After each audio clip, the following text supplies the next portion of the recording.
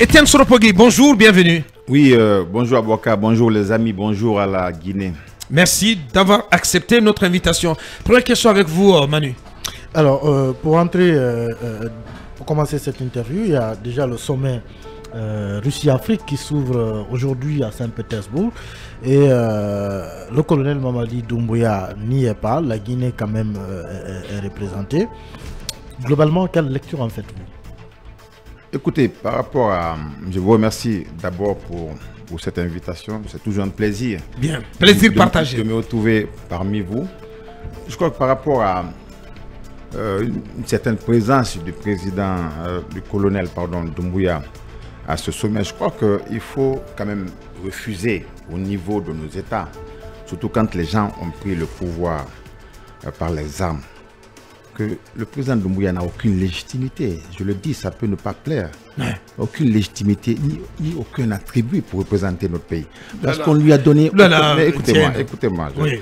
Parce que justement, c'est ce qui fait que vous assistez au niveau de nos États à cette floraison des coups d'État. Parce que les gens, ils prennent goût.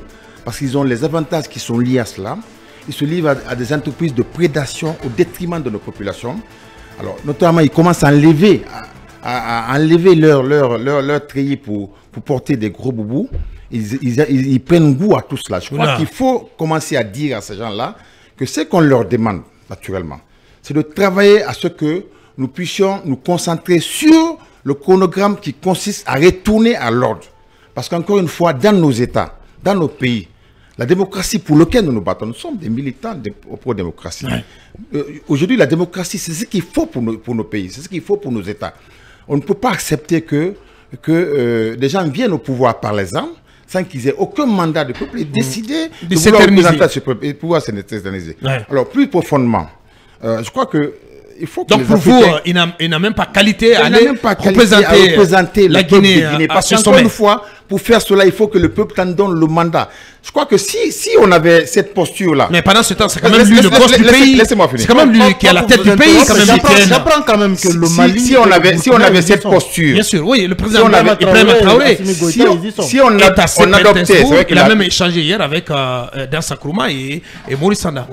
Si on adoptait à l'égard des putschistes ce genre de posture, je crois qu'ils auraient compris qu'ils n'ont pas leur place dans nos États. C'est parce que malheureusement, on leur laisse quelques espaces de nature à ce qu'ils soient confortables, malheureusement qui se livrent au plus, malheureusement qui vont continuer à se multiplier en Afrique parce qu'ils pensent que bon, ça peut passer, comme c'est passé une fois, deux fois, trois fois. À quel moment ça va s'arrêter? Ouais. Au-delà de ça, quand on prend... Si je comprends bien, vous proposez que les putschistes ne puissent même pas participer à des événements de ce type parce que n'ayant pas la légitimité... c'est ce qu'il dit. Vous savez, à part la Russie aujourd'hui, vous n'avez aucun pays sérieux qui les convie à des rencontres. Naturellement, cela aussi va dans le sens justement de les amener à ne pas se considérer comme des présidents élus. Parce qu'ils n'en ont ni les attributs, ni les légitimités. Je crois qu'il faut que les militants pro-démocratie, les partenaires de nos États, y compris toutes les populations qui pensent que notre avenir se trouve dans la démocratie, se mettent dans ce genre de posture pour que les gens ne soient pas confortables dans les positions qu'ils occupent aujourd'hui. Bien, plus profondément, Etienne. Plus profondément, par rapport à la Russie. Oui. Vous savez ce qui se développe justement au niveau de la Russie. La Russie a payé un certain nombre de réseaux d'influenceurs africains dont la vocation est de manipuler les consciences de la jeunesse africaine. Ils ont ciblé les jeunes africains pour les vendre ce qu'on appelle les codes d'émancipation politique et culturelle. C'est-à-dire qu'aujourd'hui, si on se rend compte, ce n'est pas le cas de la Guinée, que dans certains pays, on a comme l'impression que les gens sont plus ou moins favorables au coup d'État. On a comme l'impression qu'on a envie de vilipender le modèle démocratique d'allégeance libérale. Ça pose un problème. Ouais. C'est-à-dire que je vous ai entendu dire ça, mais nous allons totalement vers le mur. La question même sécuritaire mais risque d'embraser toute la sous-région. Ouais. Si nous pensons que la démocratie n'est plus la valeur qu'il faut faire ancrer dans nos pays, mais ça pose un sérieux problème. Je crois qu'il faut que tout le monde se lève pour commencer à éviter que que ce qui est en train de se faire, notamment au Niger, et qui se pose en Guinée, puisse totalement qu'on puisse mettre fin à ce genre de choses, parce que ce genre de triplitude desservent nos intérêts. Les intérêts de nos États.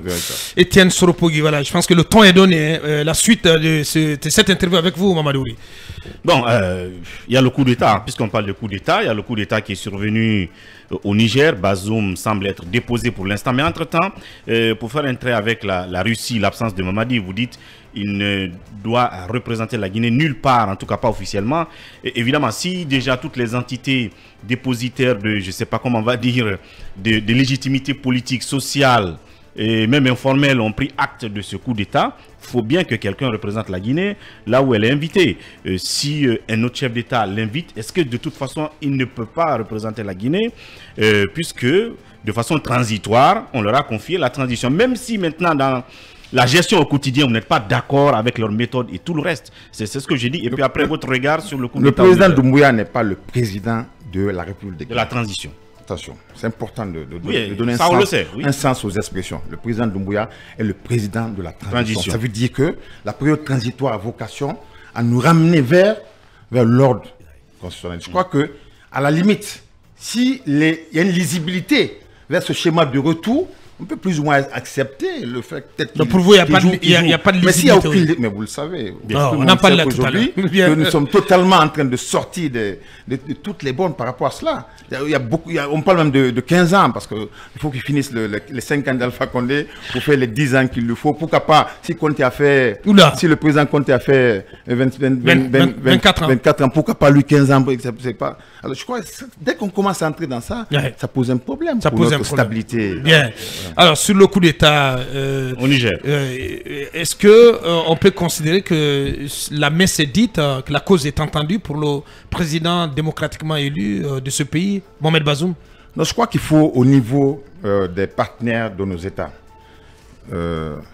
au niveau des militants pour la démocratie, un peu plus de fermeté. Je crois que on attend du président Tinibou un peu plus de fermeté. Il faut aller au-delà des discours. Parce qu'il n'est pas acceptable dans le 21e siècle en Afrique que nous retournons encore 60 ans en arrière. Je dis les maladies des coups d'État, on croyait cela finir. En parlant de maladies de coups d'État, permettez-moi de vous rappeler la longue liste, Aboubacar. Il y a quand même 4 coups d'État, vous l'avez dit, mais en Guinée-Bissau, on est passé à côté, le 1er février. D'abord, le 1er août 2020, c'est le coup d'État contre Ibrahim Boubacar Keïta. Puis au Mali, le 5 septembre 2021, coup d'État contre Alpha Condé en Guinée. Et puis le 24 janvier 2022, coup d'État contre Roch Christian Kaboré au Burkina. Et puis le 1er février 2022, ils ont voulu renverser Ambalo, mais ça a échoué. Maintenant, hier, c'est au Niger. Et puis vous avez quand même 2 CNSP dans la sous-région désormais. Le CNSP du Mali et le CNSP du Niger. Il y a une vague. Hein? Il y a une vague totalement. Mais je voudrais revenir sur un des propos que un de vos invités tout à l'heure a tenu. Il dit qu'il ne faut trouver aucun argument pour valider n'importe quel coup d'État. J'ajouterais, y compris les coups d'État constitutionnels. Je crois qu'il faut refuser de laisser prospérer dans l'espace public ce genre de turpitude. Parce que ça dessert nos intérêts. Encore une fois, si aujourd'hui les gens ont pris goût à faire un certain nombre de coups d'État, c'est aussi parce que il y a eu le coup d'État constitutionnel, les civils ont trahi. Les militaires reviennent sur ça. Je crois qu'il faut... C'est le cas de la Guinée notamment. Il faut qu'on s'accorde que c'était... Je crois que beaucoup de gens, de nos amis du RPG, qui sont plus ou moins devenus nos amis aujourd'hui, reconnaissent que c'était une erreur. Non, très honnêtement. Je ne comprends pas que certaines continuent à faire prospérer au niveau de l'opinion. Vous avez l'impression qu'ils ont oublié qu'ils ont été à l'origine de ce qui est arrivé le 5 septembre. Ce qui aurait dû être fait à l'issue du coup d'État, c'était de faire le procès du 3e mandat. Je ne dis pas, ce n'était pas mauvais de faire le procès du 28 septembre. C'était d'abord le procès du 3e mandat. Parce que le 3e mandat était une forme de confiscation. Cela devait consister en quoi, Étienne? Mais non, mais c'était une forme de confiscation de pouvoir. Si aujourd'hui, on se rend compte qu'il y a des confiscations anticonstitutionnelles de pouvoir globalement au niveau de l'Afrique, c'est parce que quelque part, on s'est rendu compte qu'au niveau des civils, il y a ce processus qui s'est produit. Mais Makaré a rappelé que Issoufou n'est pas allé à un 3e mandat, Alpha y est allé, il est tombé, et aujourd'hui c'est le successeur de Issoufou qui tombe pratiquement. Oui, parce que bon, il y a eu ailleurs, les gens ont pris goût, et ça continue. Je crois qu'il faut Et j'apprécie d'ailleurs, c'est-à-dire qu'on n'apprécie jamais ce genre de coup d'État qui se produit. Mais comme à un moment donné, les gens, on avait comme l'impression, au niveau des partenaires des États africains, mais au niveau même de certaines consciences pro-démocratie, que les gens bougeaient moins. Peut-être que, comme on sent qu'il y a une forme de maladie qui se développe et qui risque de gangréner toute la sous-région, je crois que ça va permettre aux uns et aux autres de se réveiller. Donc c'est un coup d'État qui est le bienvenu. À la limite, oui, si ça peut fouetter, justement les consciences des uns et des autres pour que les gens se lèvent pour dire attention, là, ça commence, arrêter l'hémorragie, à toucher la ligne rouge. Bien.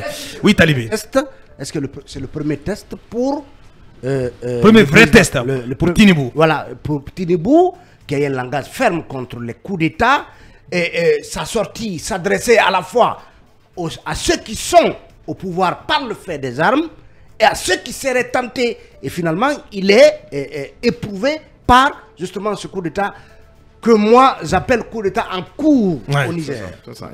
C'est comme un doigt d'honneur. Un doigt d'honneur que les militaires nigériens lui font. Je crois qu'on peut faire confiance au président Tinibou. Je crois qu'on peut le faire confiance parce que c'est quelqu'un qui est vigoureusement engagé à ne pas accepter que l'Afrique bascule. Il dispose de quels moyens, Étienne? Je crois que le Nigeria, c'est quand même une puissance. Hein. Je crois elle doit pouvoir aller au-delà des discours. Très bien. En sorte pour que, comme on l'a dit, des idées de cette nature étaient en train de germer. Pourquoi pas mettre en place une force anti-push? Il faut aller vers ça. Parce qu'encore une fois, notre avenir ne se trouve pas dans ce genre de pratiques. Il faut que nous retournons à la démocratie. La démocratie, encore une fois, c'est important chacun doit pouvoir jouer le jeu. C'est pas que les élections, il y a aussi vous qui êtes là. Tous les matins, vous faites un effort pour essayer de conscientiser. C'est pas le système parfait. Personne ne l'a dit, ce n'est pas le système parfait. Mais chacun doit pouvoir mettre du sien, de nature à ce que, notamment au niveau de la société civile, au niveau des politiques, au niveau des médias, pour que de manière concertée, qu'on puisse aller vers un schéma qui nous permette de stabiliser notre pays.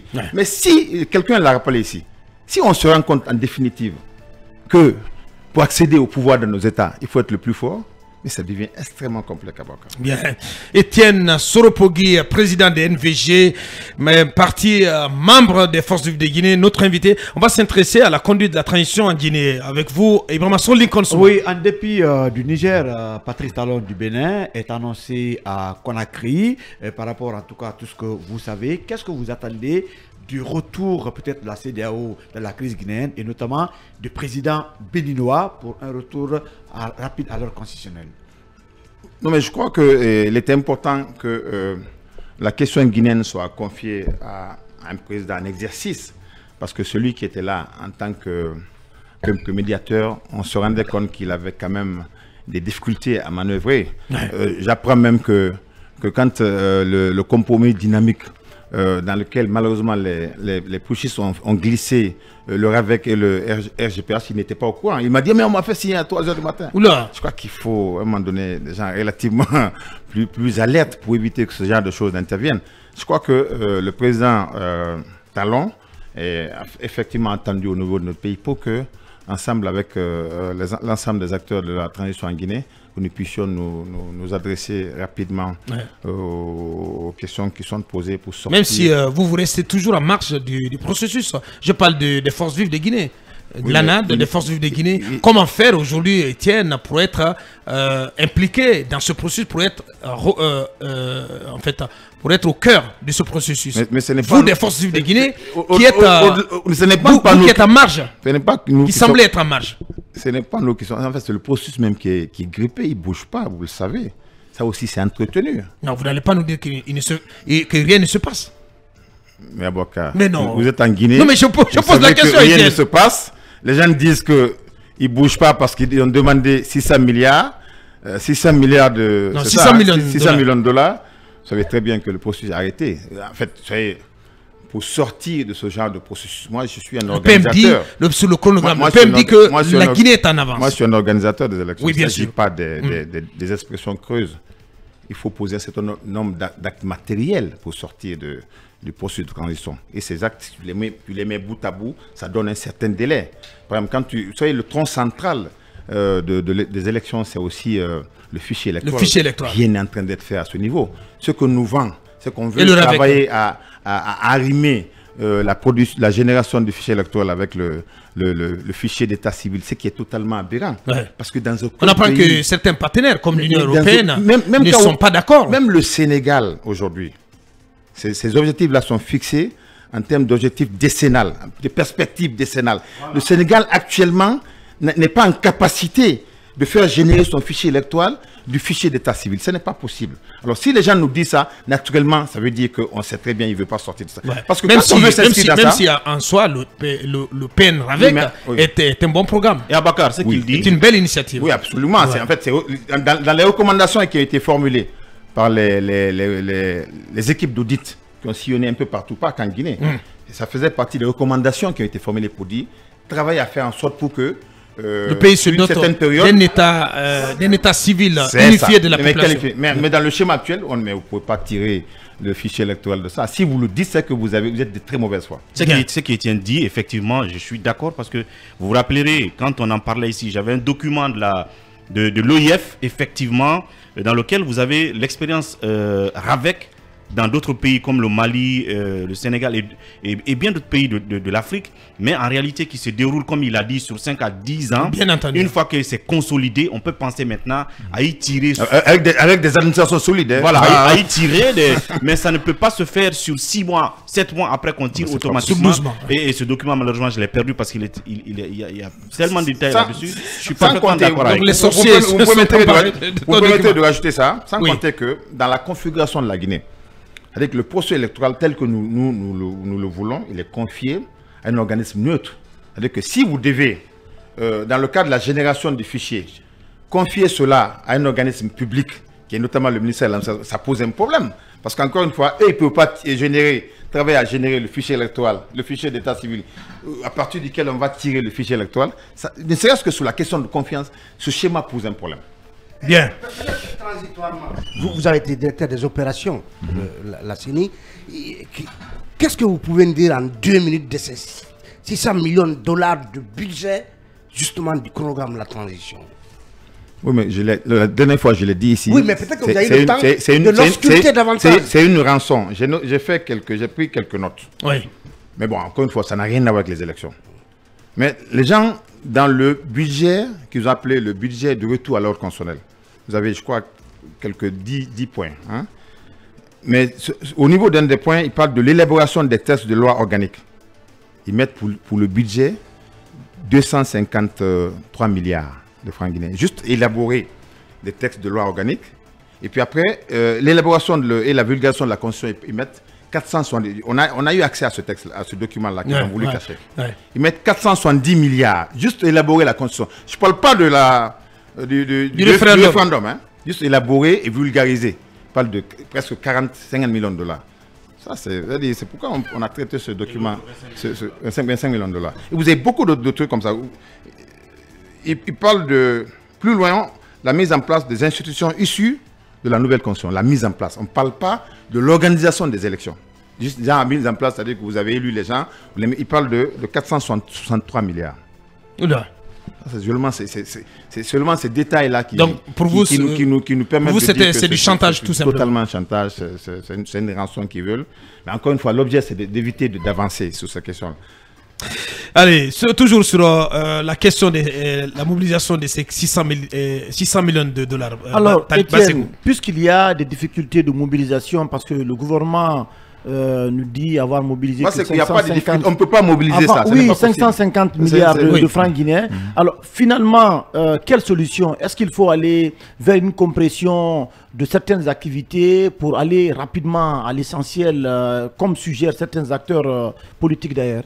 Moi, c'est lui qui veut... Et que peut faire la CEDEAO? Parce que dans le compromis dynamique, justement dont vous parlez tantôt, il est indiqué que la CEDEAO doit s'impliquer pour la mobilisation de ce budget pharaonique. La CEDEAO n'a jamais été un acteur de mobilisation des ressources. Elle peut accompagner plus ou moins sur les questions techniques. Elle n'a jamais été, en tout cas pendant tout le temps, nous sommes restés dans ça.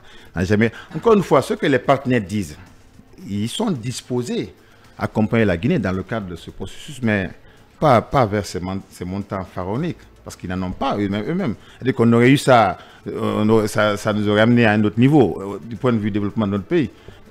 les partenaires, bon an, mal an, ont plus ou moins, pas loin de 50 millions. Vous craignez... Tout mis ensemble. Tout mis ensemble. Tout mis ensemble, ils n'ont pas moins. Je discute avec des gens. Tout mis ensemble, ils n'ont pas plus de 50 millions. Vous risquez et vous... Parce que là, vous avez l'Union européenne qui va mettre 25, les États-Unis 15. Vous êtes autour des 40. C'est ça. Vous craignez un glissement de calendrier? Mais c'est vers ça que nous allons. Et c'est malheureusement souhaité. Mais le PM dit qu'on est en avance. Entre ce qu'on dit et les analyses qui sont effectuées sur le terrain, vous voyez, c'est-à-dire que vous savez, les élections, c'est pas des choses qu'on en termes de préparation et tout, ça ne se passe pas dans les bureaux. C'est aussi des activités qui sont menées sur le terrain. Rien n'est en train d'être fait à ce niveau, vous le savez, tout le monde le sait. Ils le savent. Après, au niveau des discours, ils peuvent continuer à dire qu'on avance, on avance. Tout le monde sait que totalement, il y a un glissement qui est prévisible.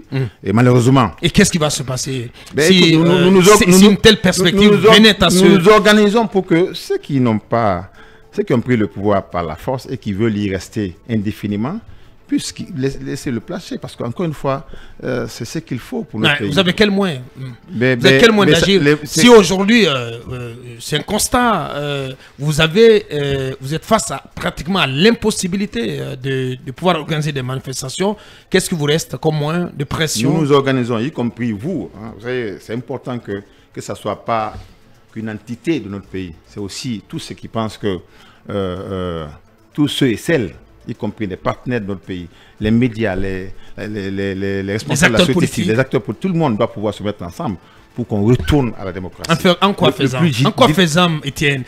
On a besoin de réponses. Oui, mais en quoi faisant?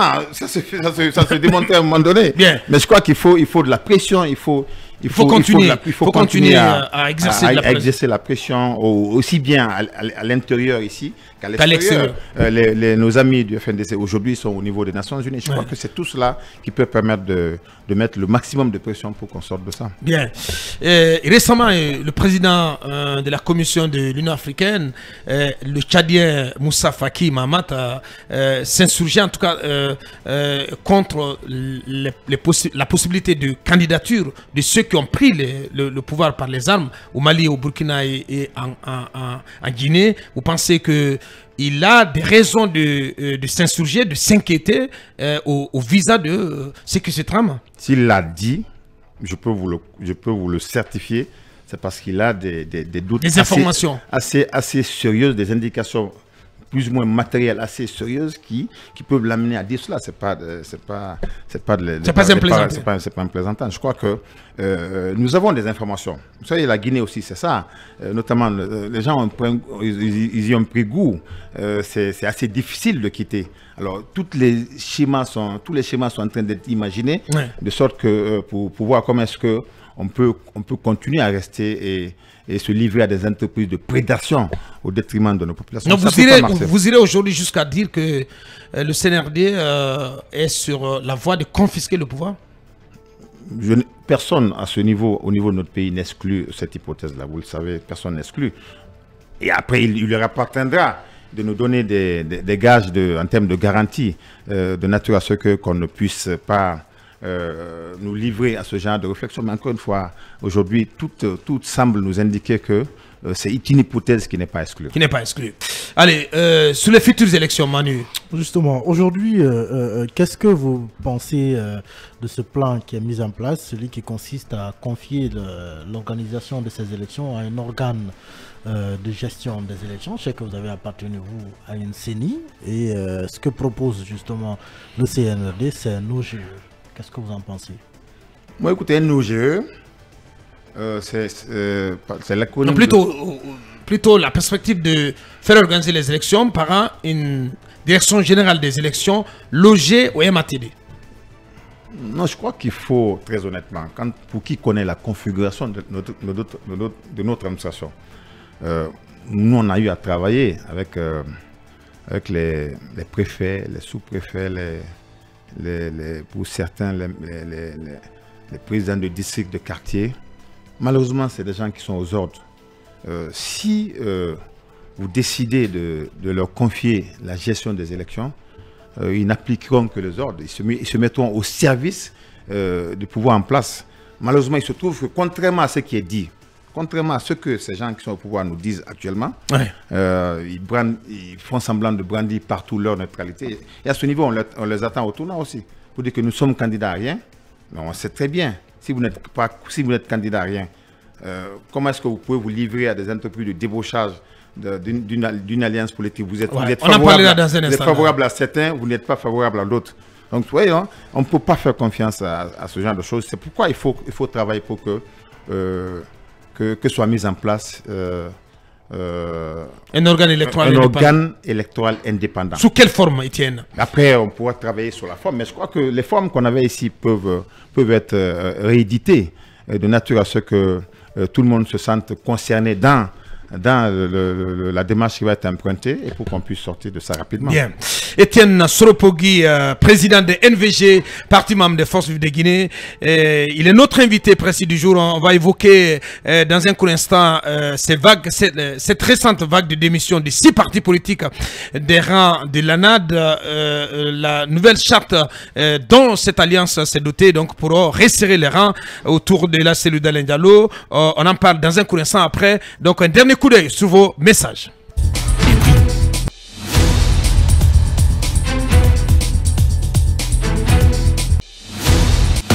Mirador, la plus grande tribune politique de la Guinée, l'habitacle de la pluralité des opinions.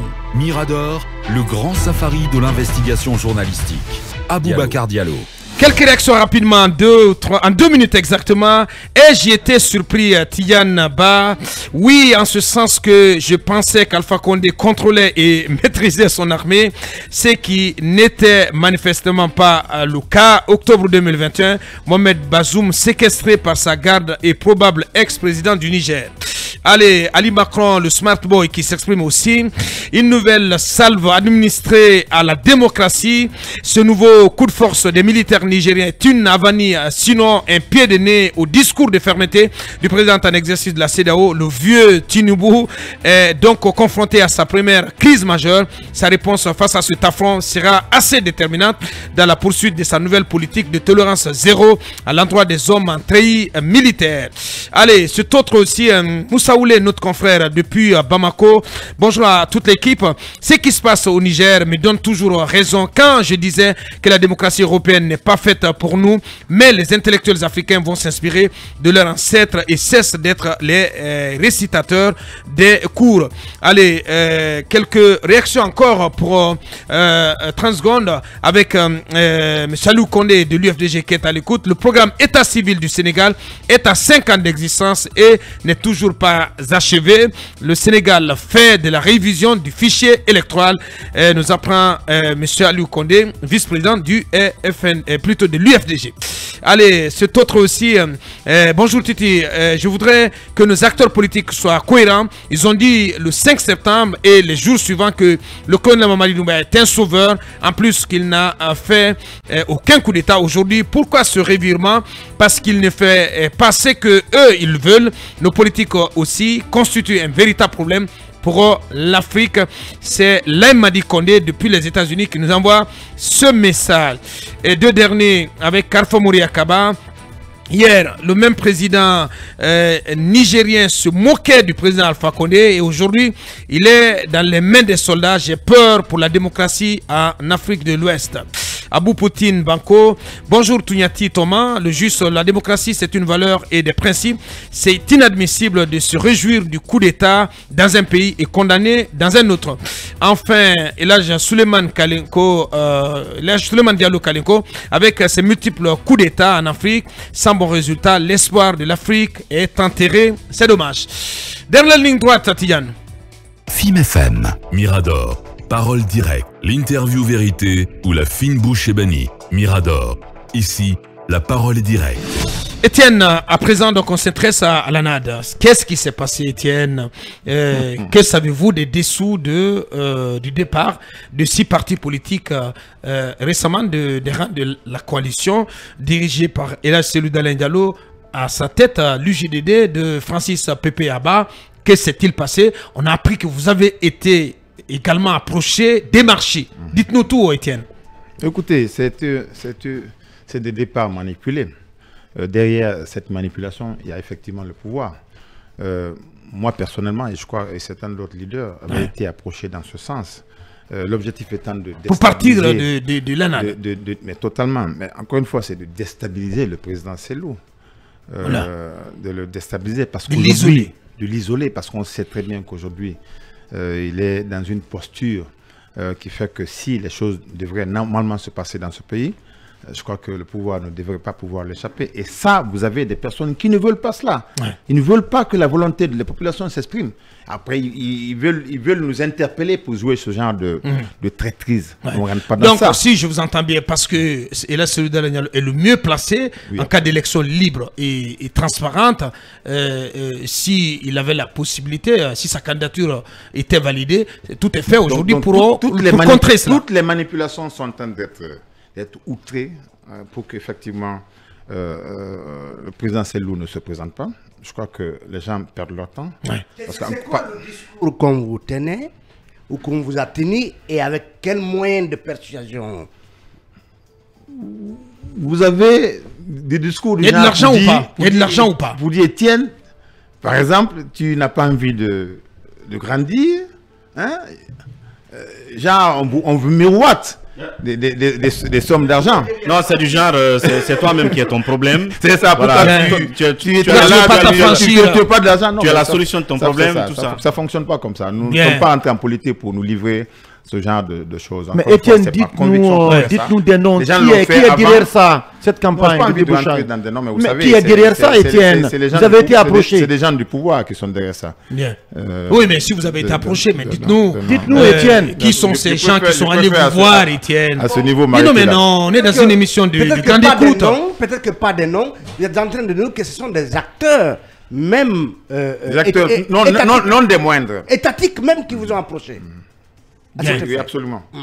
Alors finalement, vous n'avez pas mordu à la maison, mais il y en a d'autres, il y a 6 qui sont partis. Qu'est-ce que vous avez à nous dire sur leur comportement, leur décision aussi de s'affranchir? Étienne, on vous a proposé combien? Vous savez, Étienne, on vous a proposé combien? Non, on parle de 25 000 $, d'une parcelle, etc., etc. Vous ne donnez pas de nom, mais peut-être que le package qu'on vous a proposé, il faut en parler. Parlez-nous-en, Étienne. Non, je n'ai pas envie de rentrer dans tout ça. Votre question, c'était... Mais non, je repose la question. Ma question était de savoir qu'est-ce qu'on vous a proposé en termes d'offres. Qu'est-ce que vous avez appris? Écoutez, on a été approché. Bien. Très honnêtement. J'ai personnellement été approché par plusieurs personnes. Mais j'ai senti derrière... On vous a proposé quoi, Étienne? Non, mais je ne suis pas obligé de dire, c'est mon temps. Hein. J'ai senti derrière cette démarche une certaine volonté d'affaiblir, de nuire à un ami. Vous savez, c'est pour moi, c'est fondamental. Un ami, un frère. Quelqu'un qui s'est battu, qui est résilient dans le cadre de la démocrate. Je peux demain décider, pour plusieurs raisons, pour des convenances, le président Cellou, pour des convenances personnelles, à emprunter un chemin pour faire grandir mon parti politique, nos valeurs communes. Mais je ne peux pas faire ça parce que j'aurais été manipulé derrière au détriment d'un ami. Je ne ferai pas ça. Bien. Le départ des 6, ça dénote de leur déloyauté vis-à-vis de... Après, c'est à eux d'apprécier. C'est vous en tant que... Non, je pose la question. Vous qui êtes quand même à l'intérieur de cette coalition, comment vous avez regardé cette démission, cette vague de démission? Moi, je crois que... nous avons eu des échanges avec ces personnes-là. Je leur ai dit que naturellement, on n'est pas mariés. On peut demain décider de se séparer. Mais je crois que accepter de faire cela, parce que derrière, il y a une forme de manipulation. Je crois que le sens de la démission, pour des jeunes qui sont, il fallait éviter cela. Voilà le sens de la démission. Vous n'êtes pas mariés, c'est ça la politique, c'est pas une religion. Mais comment vous analysez leur démission et la trajectoire qu'ils prennent, c'est-à-dire qu'ils quittent l'ANAD, qui est foncièrement dressée contre la manière dont on tient la transition, dont le CNR la tient, et vont tout droit, j'ai envie de dire, sans barrage, au cadre de dialogue. Et comment vous analysez? Écoutez, nous très honnêtement, nous on a décidé de laisser ceux qui sont partis derrière nous. Nous sommes en train de nous organiser au niveau de l'ANAD. Ces départs-là, vous savez, ça nous a absolument causé aucun tort. Malheureusement, pour eux, ça les a découverts. C'est-à-dire qu'aujourd'hui, on sait tout le monde est au niveau de l'opinion.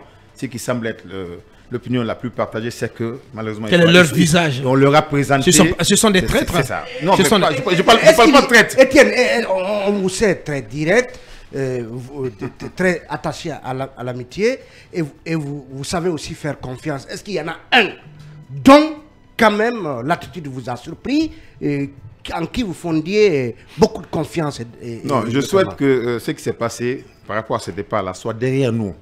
Nous avons envie, nous, au niveau de l'ANAD, de nous concentrer sur l'avenir, de nous concentrer sur les valeurs qui font que nous sommes ensemble, de démocratie, de droits de l'homme, d'état de droit. Je crois que c'est vers ça nous allons. Nous avons confié, encore renouvelé notre confiance hier au président Cellou Dalein Diallo, à l'issue de la signature de la charte, pour qu'il soit pour qu'il préside aux destinées de l'ANAD. Et en toute unanimité, cela a été fait hier. Donc je crois qu'il faut, de notre point de vue, nous concentrer sur ce travail-là, sur ce trajectoire-là, pour qu'on puisse aider la Guinée, parce que nous sommes une force assez importante à sortir des sentiers battus. Bien.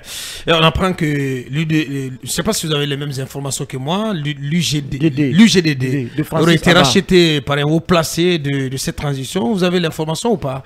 Bon, on avait entendu... Qui nourrirait des ambitions présidentielles. Bon, c'est vous qui m'apprenez, mais bon. Ben voilà. Ben voilà. On va. On est là-dessus. On est sous les enquêtes. Oui, l'ANAD s'est doté d'une nouvelle charte. Dites-nous quelles sont ses composantes, ses grandes lignes. Bon, c'est vrai que vous me posez plus ou moins.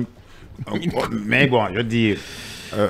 Ce qu'il faut retenir dans le cadre de cette charte, vous savez, l'ANAD, initialement, était une coalition électorale. C'est-à-dire que nous nous étions mis ensemble à l'époque pour accompagner la candidature du président Cellou.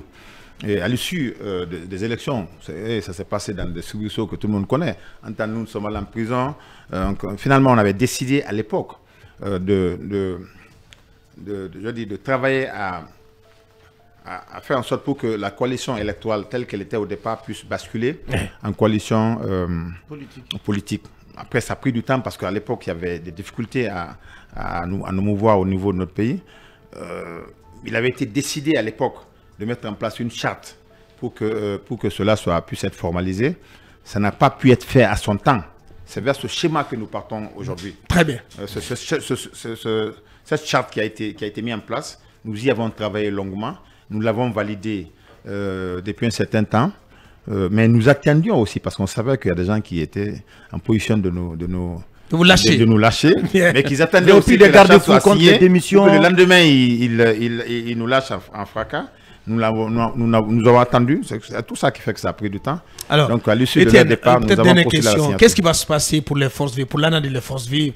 Vous aviez observé une trêve, une pause dans vos manifestations, dans vos actions de protestation contre la manière dont le CNRD conduit cette transition. C'était pour les examens nationaux de fin d'année, pour le pèlerinage. Aujourd'hui, quel est le mot d'ordre? Qu'est-ce qui va se passer? Qu'est-ce qui se trame? Qu'est-ce qui se prépare? Qui se met en place au niveau des forces vives de Guinée pour continuer à contester la conduite de la transition? Nous n'avons pas le choix que de continuer à mener le combat avec l'ensemble des acteurs. Vous travaillez sur un agenda? L'ensemble des acteurs au niveau des forces vives. Nous n'avons pas d'autre choix. C'est ce qu'il faut pour notre pays. Nous sommes engagés à mener ce combat. Je crois qu'avec beaucoup de détermination, beaucoup de résolution, je crois que nous le ferons. Nous n'avons pas d'autre choix. Le seul recours, c'est les manifs. Les semaines et les jours qui suivent, naturellement, nous allons nous retrouver pour décliner les actions à mener. Je pose la question, le seul recours, ça reste les manifs? Non, mais comme je vous l'ai dit, les actions à mener vous seront déclinées à l'issue des discussions que nous aurons en interne. Bien, oui. Dernière question. Vous étiez à Dakar, j'ai vu quelque part votre photo aux côtés de Cellou Dalein Diallo que vous étiez allé saluer.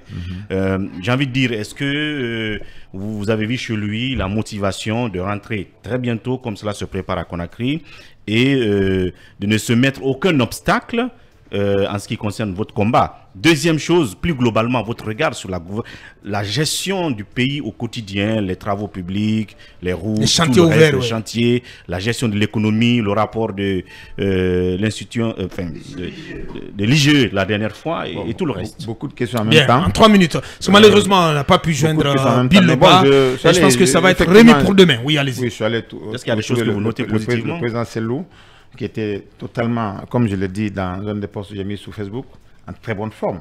Quelqu'un qui est résolu à continuer à jeter derrière. Tu as le moral, haut. Mais totalement très haut en termes de moral, qui est assez résilient. Je crois que un de ses amis africains avec lesquels on déjeunait avait rappelé cela. Il dit, mais vraiment, vous êtes quelqu'un de particulièrement résilient. C'est très rare de trouver comme ça en Afrique, parce que vous savez, quand on regarde le parcours du président Selou, il vient de très loin. Il a reçu assez de coups bas. Assez de coups bas. Il tient encore, malheureusement.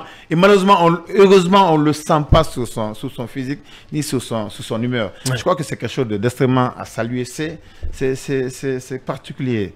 Et c'est vraiment... Et sur la gestion globale de cette transition, beaucoup de chantiers ouverts, et beaucoup d'autres projets, méga projets annoncés. Je vous ai déjà dit que tant que cela peut, encore une fois, permettre au pays de se doter d'un certain nombre d'infrastructures, pourquoi pas. Mais il n'est pas là notre demande en ce qui nous concerne. Notre demande est de tout faire pour que nous sortons rapidement de ce processus de transition. Parce qu'encore une fois, notre avenir ne se trouve pas dans les confiscations de pouvoir. Notre demande est de tout faire pour que... Si on compte... Est-ce que vous savez les ambitions que nous avons pour la Guinée? Mais si vous les mettez en face à ces minuscules travaux-là, mais vous ne ferez pas vous les qualifiez de minuscules travaux. Nous avons des ambitions assez grandioses pour notre pays. Mais alors le schéma pour que les ambitions se canalisent, écoutez-moi, le schéma a été décrit par nos valeurs communes, par nos valeurs les valeurs sur lesquelles nous sommes tous assises. Le schéma pour que, si vous avez des ambitions pour notre pays, vous ne décidez pas d'aller prendre les armes pour aller prendre le pouvoir. Vous décidez d'entrer en politique, vous présentez vos ambitions au peuple de Guinée et le peuple de Guinée valide vos ambitions. C'est comme ça que ça fonctionne.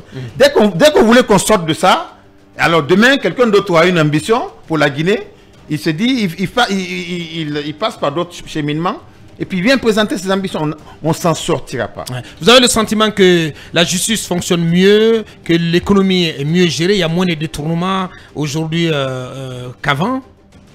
Les entreprises de prédation sont encore plus intenses actuellement que ce qui s'est passé avant. La justice, mais les libertés, mais à la limite, rien ne me garantit qu'au sortir d'ici, je ne trouve pas de gens qui m'attendent. C'est vrai que sur Alpha Condé, même cela ne se passait pas. Si ce n'était pas le toit. Je crois que vous avez aujourd'hui beaucoup de choses qui se passent qui sont assez regrettables et qui ont justifié la prise de pouvoir, malheureusement. La CRIEF avec ses poursuites engagées contre les anciens dignitaires. Un seul mot pour qualifier l'action de la CRIEF. Retournons à l'ordre constitutionnel. Bien. C'était Étienne Soropogui, président d'NVG, parti membre des Forces vives de Guinée, toujours cash dans ses sorties médiatiques, dans ses prises dans ses interventions.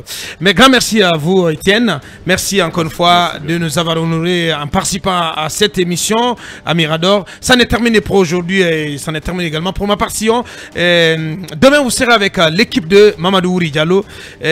On sera de retour lundi pour continuer l'aventure. Beaucoup de choses à venir à partir de la semaine prochaine. Beaucoup de révélations sur la gestion publique sous le CNRD. Prenez soin de vous. Bon week-end. À lundi. Au revoir.